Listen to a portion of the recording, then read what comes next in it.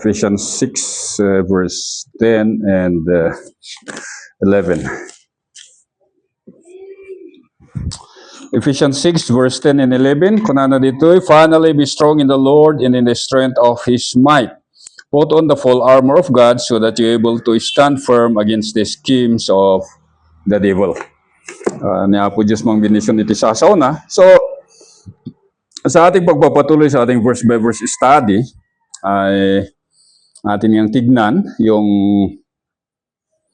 full armor of God. Isa to sa pinakasikat na usapin pagdating sa Ephesians. It's either the spiritual warfare or the full armor of God. So, from chapter 6, verses 10 to 24, ito po yung outline ng ating pag-aaralan, the spiritual warfare. So, yung title po niya, spiritual warfare. At sa mga susunod, sa una na ating titignan is the divine empowerment sa verse 10. Meron po yung kalakasan na ibibigay ng Diyos. Pangalawa ng ating titignan is the divine provision. Meron po yung mga bagay na ibibigay ng Diyos sa atin para tayo bilang isang mananampalataya ay kaya natin pong tumayo in front of sa harap po ng ating mga kaaway.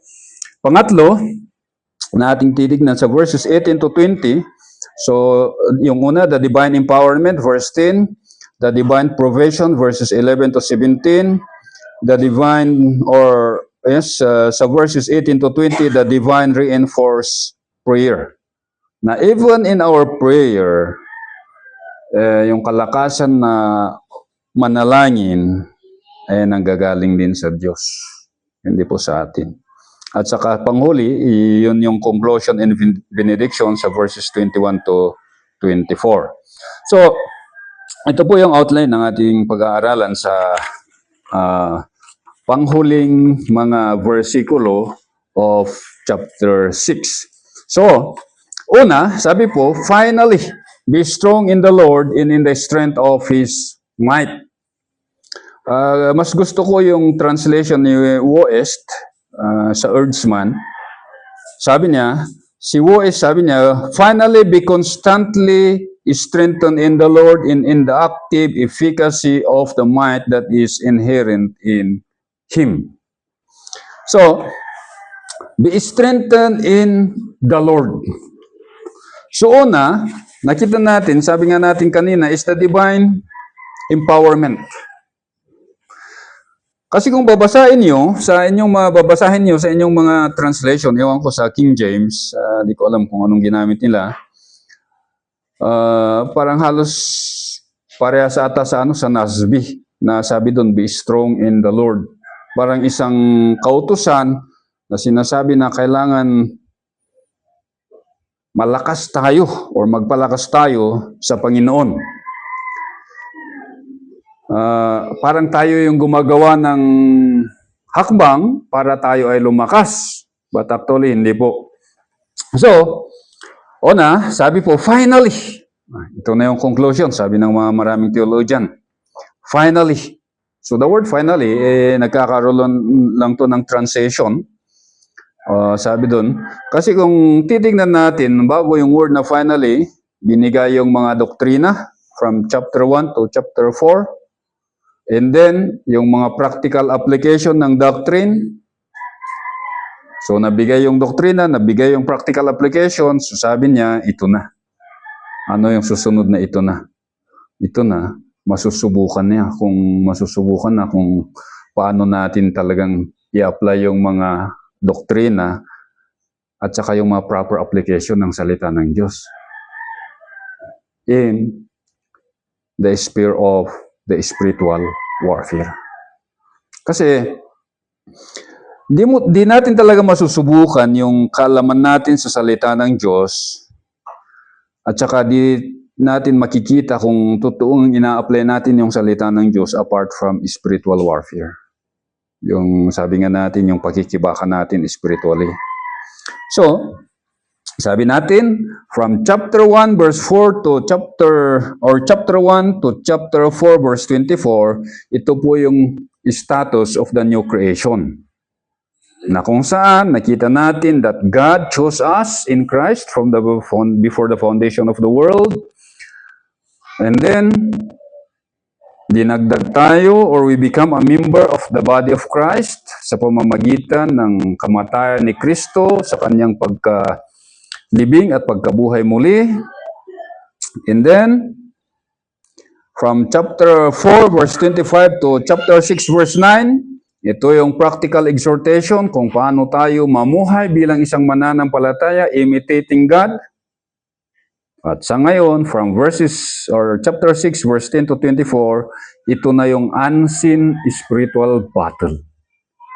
Yung spiritual battle na hindi talaga natin makita sa ating naked eye. Di ba? At saka, dito natin makikita din yung provision na binibigay ng Diyos para tayo ay makatayo sa laban na ito. So, sabi, finally be strong in the Lord. Itong word na be strong, ito ay passive voice. Hindi po siya active. Passive, ibig sabihin, yung kalakasan natin na humarap sa ating mga kaaway ay hindi po nanggagaling sa atin mismo. It's not coming from within us. It's coming from Him, from God. Nanggagaling po yung kalakasan sa Diyos. Kaya be strong, ito yung word na endunamo, na ibig sabihin, intensified strengthening. Talagang hindi basta-basta pinalakas tayo, kundi talagang, how do you call that talagang pinapigsa-pigsa na tayo. Intensified strengthening. Hindi basta-basta na talagang pinalakas tayo. Pero binigay niya yung maximum na kalakasan sa bawat isa sa atin. So, present, passive, imperative. Ibig sabihin, it is a continuous action, passive voice, patuloy yung pagpapalakas ng Diyos sa atin to the maximum level. Imperative, ito sinabi sa atin, it is a command na kailangan we allow God to continually strengthen us. So we need to allow God to continually strengthen us. Kailangan po natin to. Kasi yung kalaban po natin ay hindi po siya basta-basta. Ay talagang formidable po yung kalaban natin eh. Kaya sabi, be strong in the Lord. Allow God to strengthen us to the maximum level. Ito po yung problema natin minsan eh. Kasi sa pakikibaka po natin sa ating kaaway, sometimes sinusulo po natin kasi. Kaya we are drained, we are exhausted, pagod tayo. Kaya nga sabi ng mga ibang pastor, parang feeling ko wala na akong lakas. Feeling ko, sabi nila, wala na akong verse na ipipreach. Dahil ko natin iti sao tayo nga, ayo kaslan na magamagaan ako. Na El Niño isuna spiritually. Why? Kasi he is doing the ministry or he is doing the fight with his own strength. Pero dito, pinapakita po ng Diyos sa atin na yung kalakasan to face the enemy ay nanggagaling po sa Kanya. Only we allow Him to strengthen us. Kaya sabi nga natin kanina, actually the word strengthen is intensified strengthening. It is strengthening to the maximum level. It should be our daily prayer na every day na paglalabas tayo, we pray for His intensified strengthening.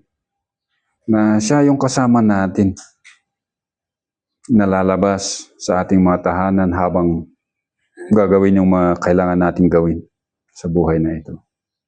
It should be our prayer every day, day in and out. So sabi dito, be strong in the Lord.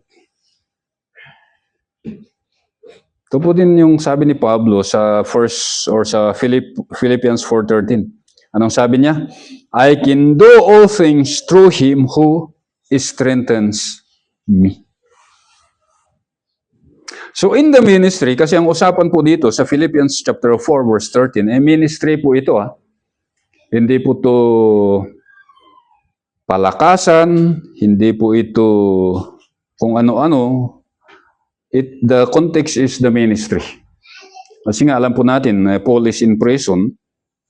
At the moment na sinulat niya ito, nililitis po siya, pero sabi niya, I can do all things.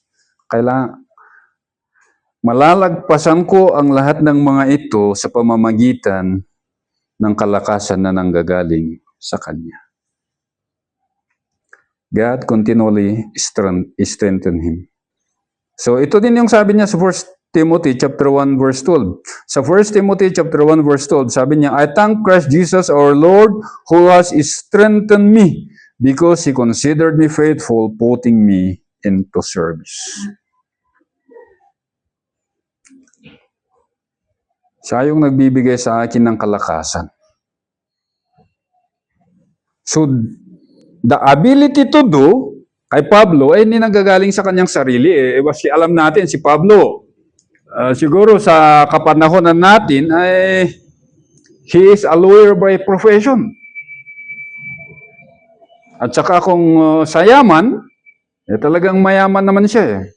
Pero, kung titignan natin in the ministry, sabi niya, yung kalakasan na gumawa, sa kanya lamang nanggagaling.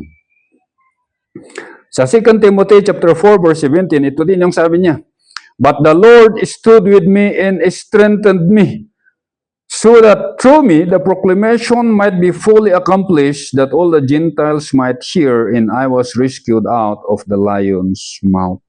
Sabi po niya, but the Lord stood with me and strengthened me. Sa pakikibaka po spiritually, it is the Lord who continually stood with us.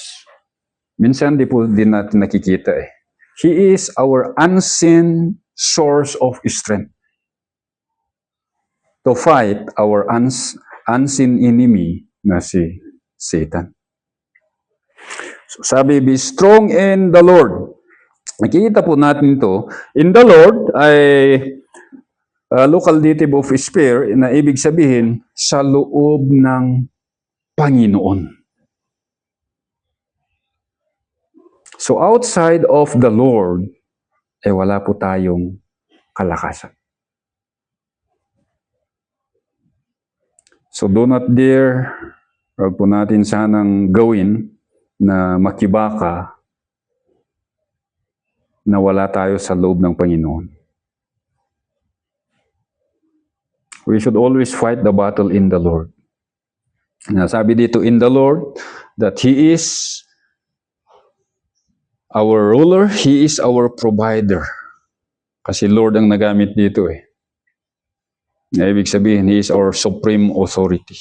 He is our supreme commander. Sa pakikibaka po natin spiritually, the supreme commander is the Lord. Na lahat ng ating pangangailangan to fight in this battle nanggagaling sa Kanya. Kaya sabi nga, be strong in the Lord and in the strength of His might. Ang hirap explain yung verse na ito.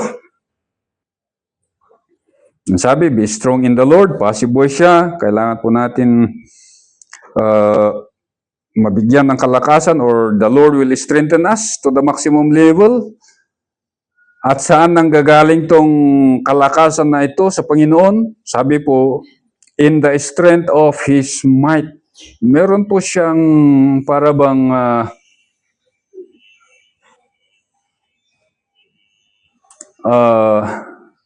let's say, parabang budiga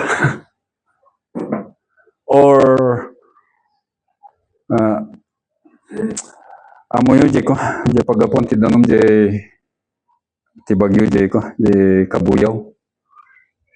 Di resorba. Tangki nga nagdakkel nga. Di wangawangan ti bulkan.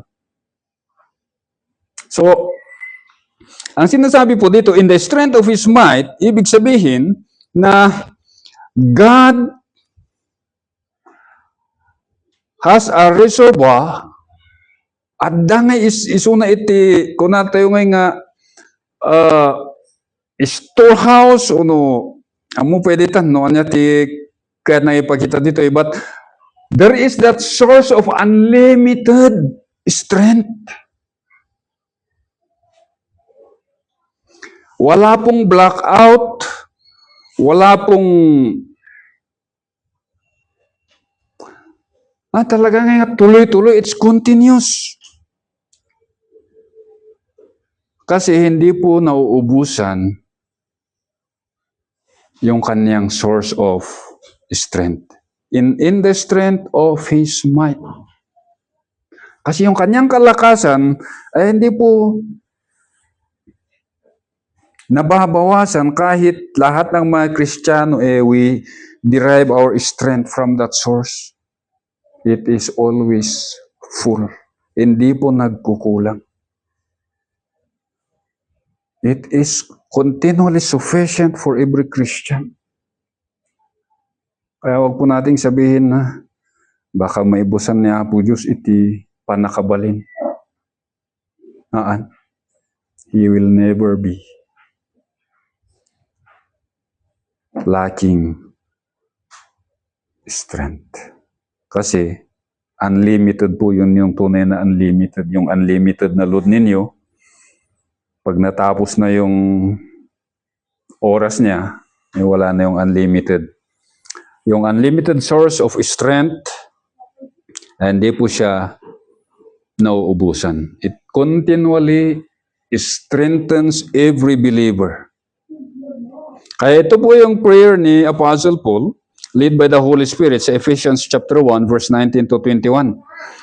Sa Ephesians 1, 19 to 21, sabi po, what is the surpassing greatness of His power toward us who believe? These are in accordance with the working of the strength of His might. Kaya,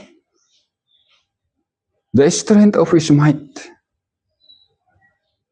That is the all-sufficient na kailangan ng isang mananampalataya to be able to stand against the enemy. So sabi po sa Colossians chapter 1 verse 11, Colossians 1:11, strengthened with all power according to His glorious might for the attaining of all steadfastness and patience.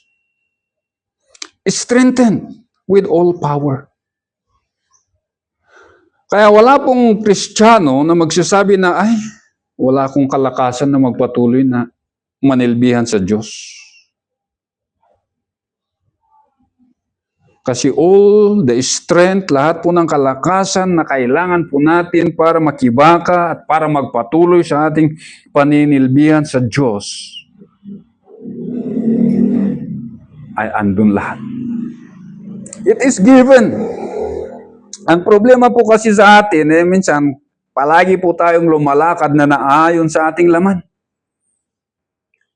We walk in the strength of our old man. We see in the sight of our old man. We think according to the thinking of our old man.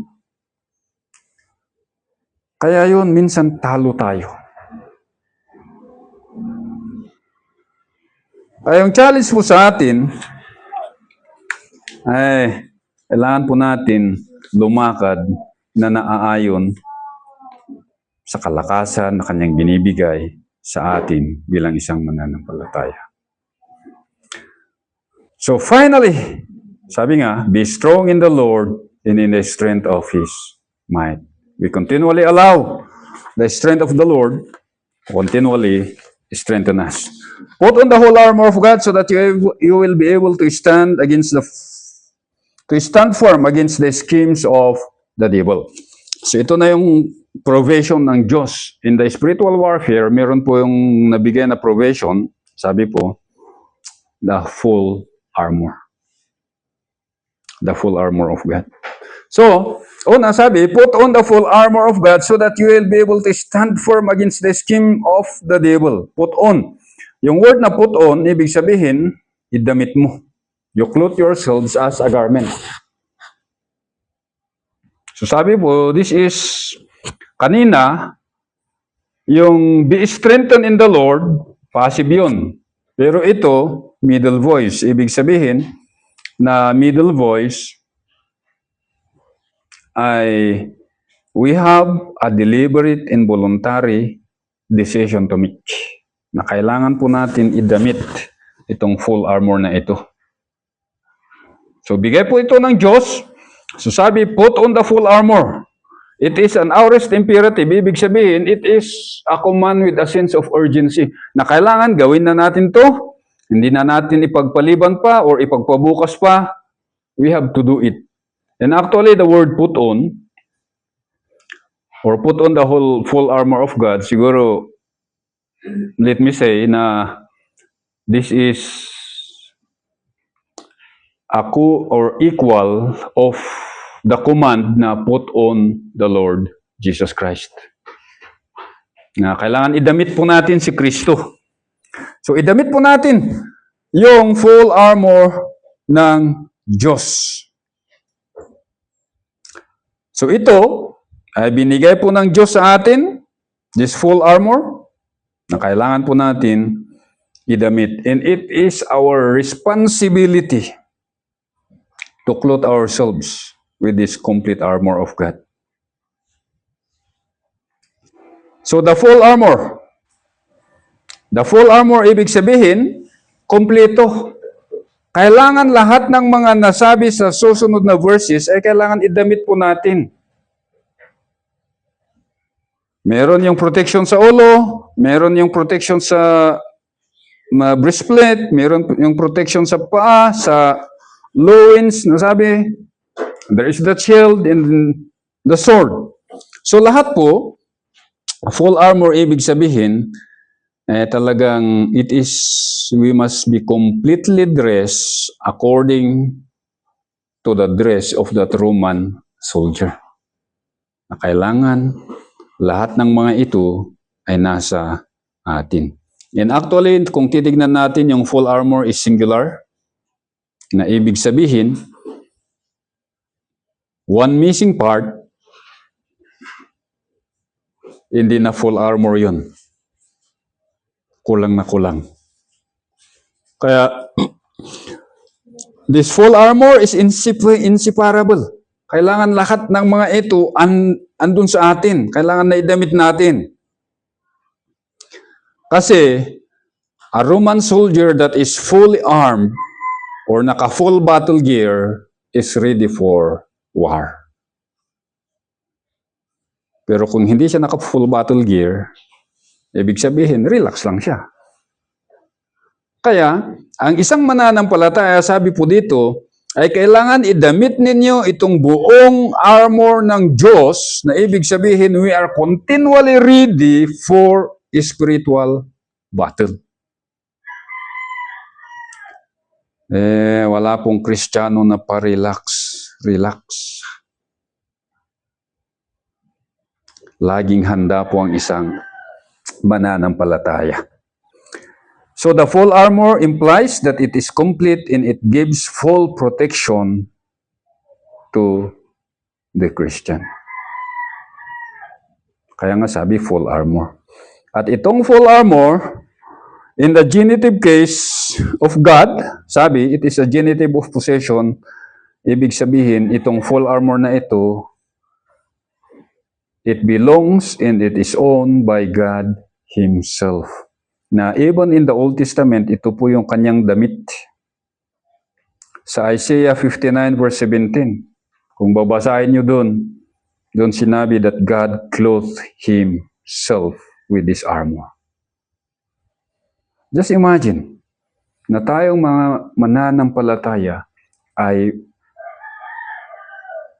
nadamitan tayo or dinamit natin yung damit ng Diyos mismo. This is the cloth or the full armor of God.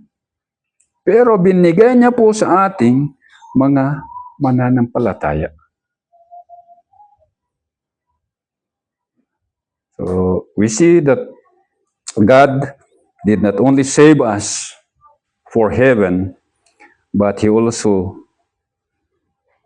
enabled us to fight with the enemy. Sa pagbibigay ng kanyang full armor sa atin. So He shared this complete armor with us. Wala po siyang tinabi na para sa kanya lamang. So makita natin yung generosity ng ating Diyos. Na kung ano yung dinamit niya sa kanyang sarili, binigay po niya yun sa atin.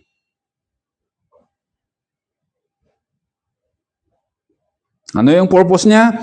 So that you will be able to stand firm against the schemes of the devil. So the ultimate purpose or goal ng full armor na ito sabi niya, you will be able. Magkakaroon po tayo ng kakayahan na tumayo sa mga atake ng kaaway.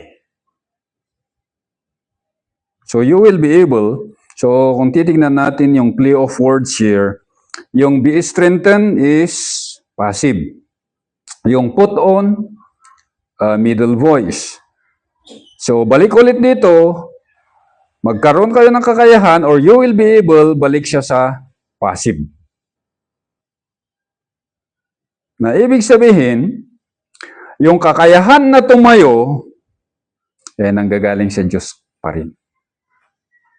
Bagamat we are fully armed, we are ready for war, pero yung kakayahan na tumayo, nanggagaling din sa Kanya.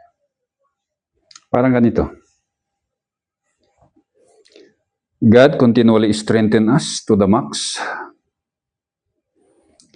And then He gave His armor na dinamit po natin completely. And then, yung armor na yun, yung power ng mga armor na ito, yung armor na ito, ay nanggagaling din sa Kanya. Ewan ko kung nanonood kayo sa mga power na movie. Na ginaganon tapos may shield din yung isa.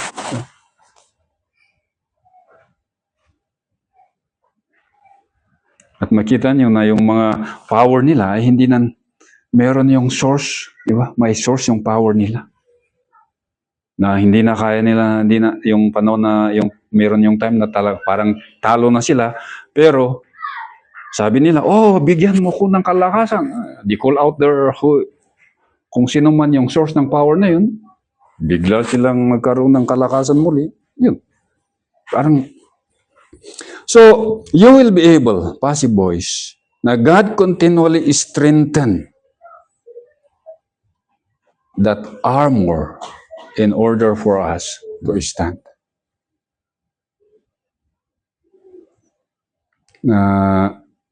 Ito, pinapakita dito that when we are clothed with God's armor, that is not the reason for us to flaunt as well. Kasi meron yung iba, tayo mo't ka ni Kristo, apay sinot makaba ka na tayo. True. Totoo yun. Pero kung pakinggan mo yung pagkasabi,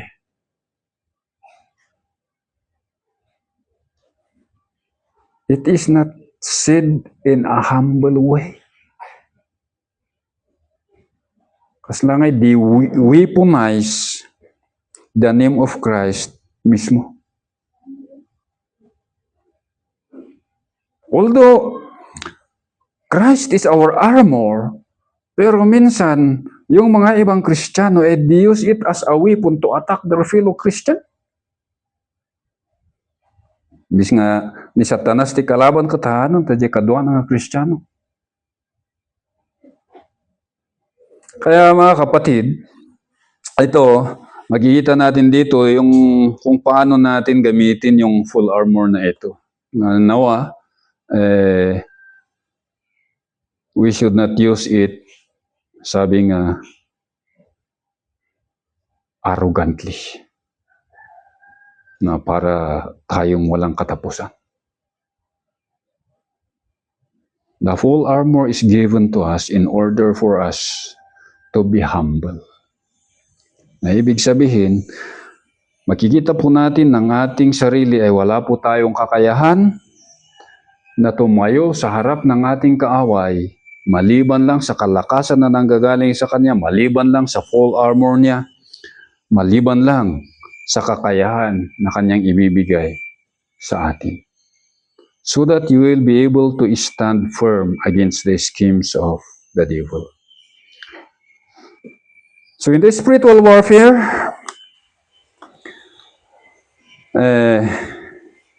sabi nga, with God, there is no power shortage or outage. Always bear that in mind. In the spiritual warfare, with God, there is no power outage or shortage. It is always there. Kailangan po natin that humility, yung pagpapakumbaba sa Kanyang harapan. Sabi natin, I cannot fight, hindi ko kaya to kung wala yung kalakasan na nanggagaling sa inyo. At ano yung purpose nito? Yung full armor na ito, sabi doon, we will have the ability to stand firm. To stand firm. Yung word na stand firm, ay para ito yung yung mga sapatos ng mga Roman soldier, hindi gaya ng sapatos natin sa ngayon. Yung kanilang mga sapatos, yung mga kasundaluhan ng Roma, ay meron spike yun ng mga nails, pako. Tad-tad yun ng spike. Na kung saan, kung makikibaka sila, na kung saan, if they are going to dig that spike, handa nga basta-basta nga matumba. Di basta-basta matutumba ang mga yun. Kasi, yung paa nila talagang maliban lang kung mamamatay sila, talagang tutumba sila. Pero, hindi. Kaya maganda yun sa sa tug of war.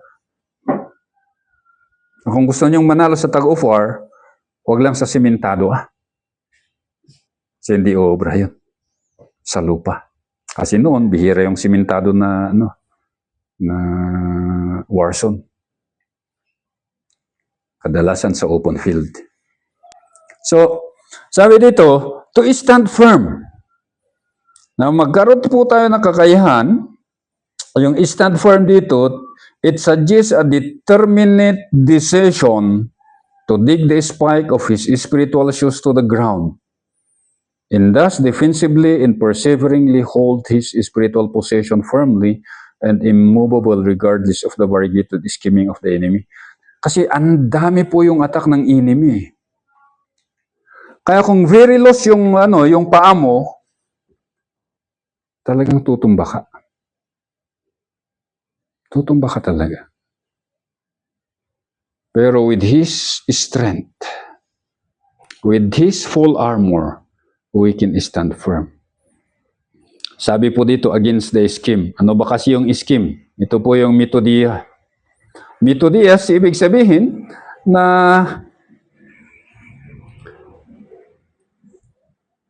it is a calculated, deliberate, and systematic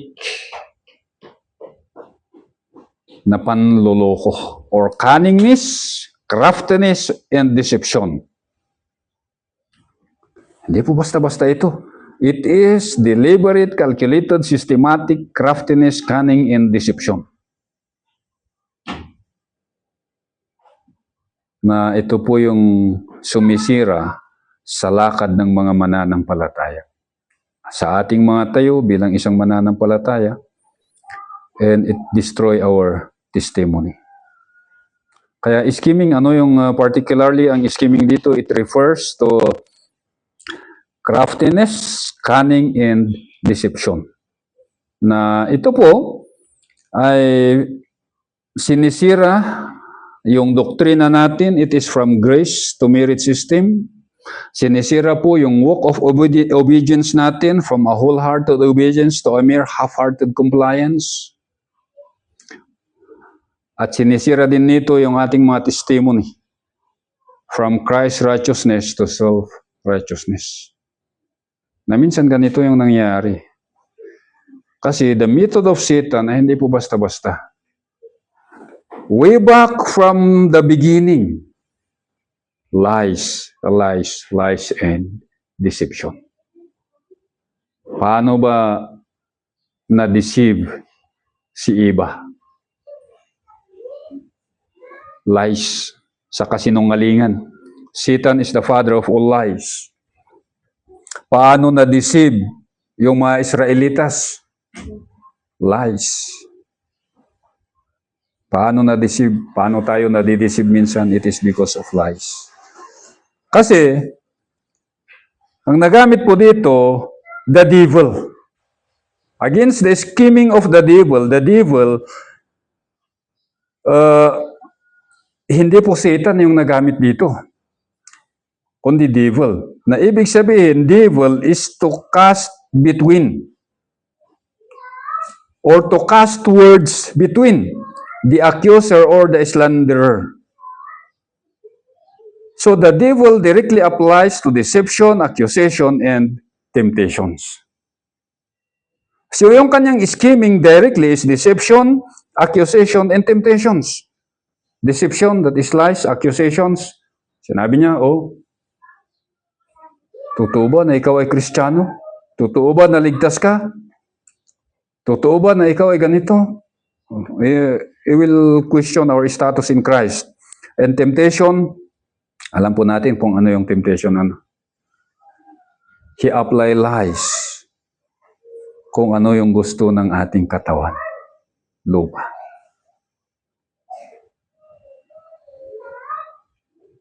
He present yung mga something that is yung kaakit-akit sa ating mga katawang lupa. Diba, maalala niyo si Eva when he presented that the fruit is good for the eye. So, mga ganon. So, mga kapatid, sabi, finally, be strong in the Lord and in the strength of His might. Put on the full armor of God so that you will be able to stand firm against the schemes of the devil. Kaya let us be wary na yung devil, he always come with his deceptions, with his accusations, and with his temptations. Pero, meron po tayong strength, hindi lang siya basta-basta strength, intensified strength or strength to the maximum level. Meron po tayo ng full armor of God at meron po yung nabigay sa atin na kakayahan para manatiling nakatayo sa mga atake ni Satan. Shall we pray? Father, we thank you for your provision, for yung kalakasan na inyong patuloy na binibigay sa bawat isa sa amin. Alam po namin na yung kaaway po namin ay hindi po siya basta-basta. He comes with his deceptions, he comes with his accusation, he comes with his temptation na talagang napakalinis po ang dating. At talagang kaakit-akit. Pero magpasalamat po kami kasi po andun po palagi yung kalakasan, andun po palagi yung armor ninyo, at saka andun po palagi yung kakayahan na palagi niyong binibigay para kami po ay manatiling nakatayo sa atake ng kaaway namin. So we thank you, Father. So may this truth from your words be implanted in our hearts and in our minds para sa aming bilang isang mananampalataya in order for us to be able to continue to stand against the schemes of this enemy. In Christ's name we pray. Amen.